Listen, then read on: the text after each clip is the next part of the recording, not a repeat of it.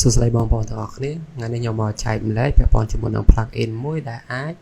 យកពី Google Earth ទៅ AutoCAD ហើយយកពី AutoCAD មក Google Earth វិញជាដំបូងយើងត្រូវការមាន boundary ដីរបស់យើងសិន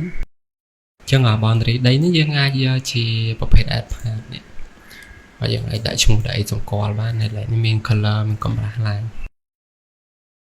អញ្ចឹងយើងអាចគូវាពីវា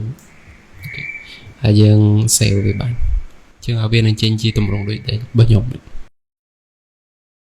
ដោយសារខ្ញុំមានខ្ញុំអាច cancel វាចោលចុះចឹងពេលដែលយើងមាន boundary ដីហើយយើងអាច my stamp ហើយយើង save as place នៅក្នុងនេះយើងប្រើជា KML ចឹងឧទាហរណ៍ថាខ្ញុំដាក់វាជា file len 02យើង save វា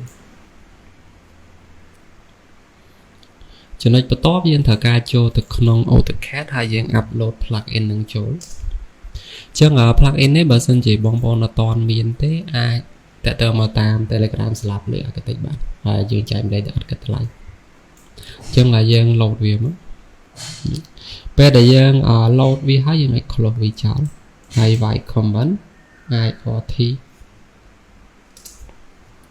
ចឹងនៅក្នុង coordinate system យើងយកវាកតុយ 48n នៅក្នុងនេះយើងអាចឆែកវាបានប្រភេទ 48n ចំណុចបន្តកន្លែង map នេះយើងយកប្រភេទ KML ហើយ import ទីតាំងនេះយើងទុកនៅកន្លែងណាក៏បានអត់អីទេទីតាំងចំណុចបន្តយើងអូខេវាហើយយើងយក file យើងទៅហៅ file KML ដែលយើងបាន save មកនេះប្រភេទ KML ហើយយើង open វាមក